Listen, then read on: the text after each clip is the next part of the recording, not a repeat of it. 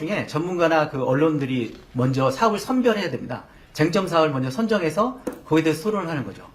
그걸 민간에다가 맡기면 예를 들면 용역을 준다든지 아니면 상시 뭐 점검을 할 수 있는 뭐 민간단체 지원을 해준다든지 옴부즈만 제도 같은 거. 옴부즈만 제도 같은 거를 만들면 그러면 1년 내내 그걸 한번 검토해 볼 수 있나요? 네, 그렇습니다. 그게 법률상으로는 허용되는 거예요. 예를 들면 예산을 정부 돈을 들여서 좀 점검할 민간의 용역을 준다든지 이게 가능한가요? 예, 뭐 충분히 가능하고요.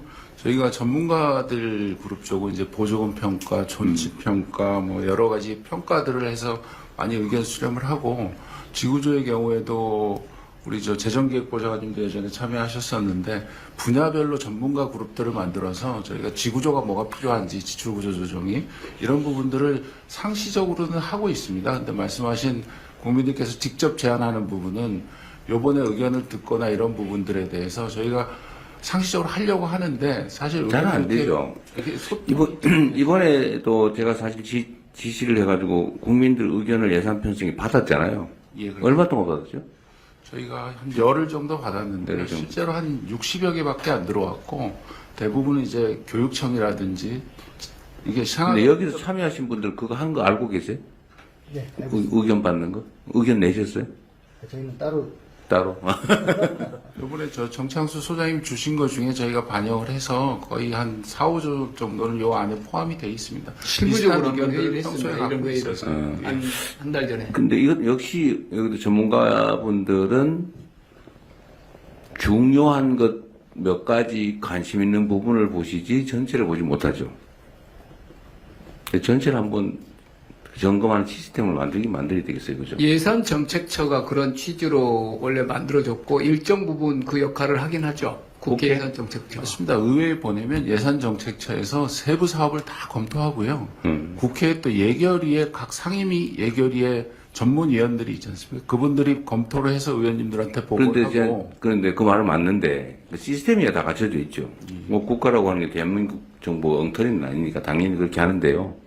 그래서 내가 보기에는 어쨌든 수백조 원의 예산서가 어쨌든 엄청난 분량의 예산서가 올라오잖아요, 그죠?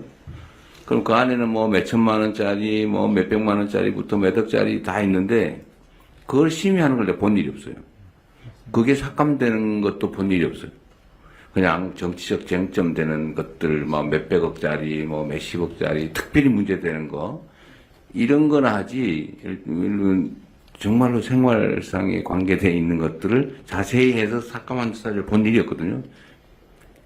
그게 제대로, 물론 뭐 우리 예산실에서 아주 치밀하게 잘 짜서 그렇겠지요. 예. 근데 그런데 결과적으로 불만이 있는 거죠. 제 생각에는 그 1% 법칙이라는 게 있지 않습니까? 1% 국민만 이걸 이해할 수 있어도 제가 볼때 크게 바뀔 것 같은데 이해하는 사람이 적기 때문에 이해하는 사람 만드는 과정이 필요하다고 생각을 합니다. 50만 명의 국민이 이해를 하면 나라가 혁명이 되겠죠.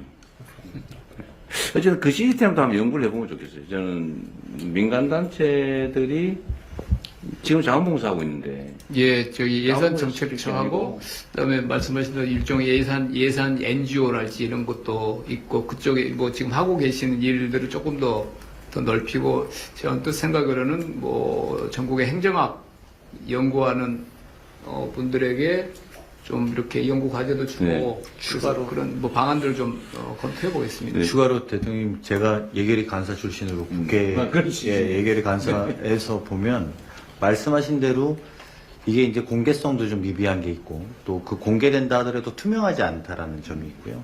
공개되지 않고 투명하지 않은 와중에서 전문성도 좀 결여되고 그러니까 무엇보다도 이게 내가 꼭 해야 된다는 의식들이 없습니다. 그리고 외람된 이야기지만 우리 저기 예정처 출신의 분도 계시고 기재부도 계시지만 별 다르지 않습니다. 내용이. 그들 안에서도 그렇게 견제나 이런 관계가 이루어지는 건 구조적으로 아니고요.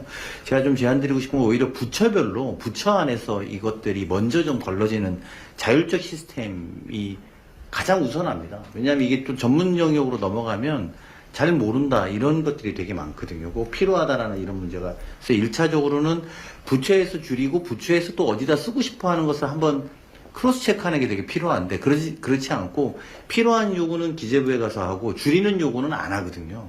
그러니까 부처에서 어쩐 약간의 실링의 개념처럼 많이 줄이는 만큼 많이 효율적으로 쓸 수 있게 해주겠다라는 것들이 시스템으로 반영되는 것도 한번 검토해 볼 필요는 조정의 결과물을 각 부처가 자율적으로 편성할 수 있게 해주자. 뭐 그 좋은 생각이네.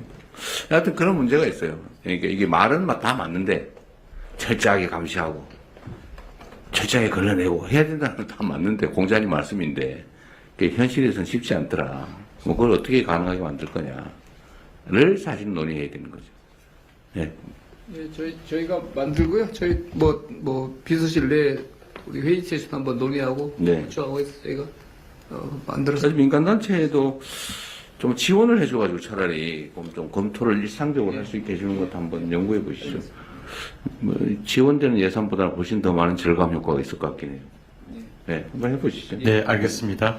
네, 대통령 지금 뭐 초반이지만 굉장히 열띤 토론이 되고 있습니다. 또 이 민간 전문가들께서 가지고 온 좋은 주제가 있습니다. 그러시죠. 네. 그래서 먼저 세 분의 민간 전문가들이 가지고 오신 제안을 듣고 그리고 해당되는 주제에 대한 부처 공무원들과 예산실에 또 토론을 하시면 좋을 것 같습니다. 먼저 순서에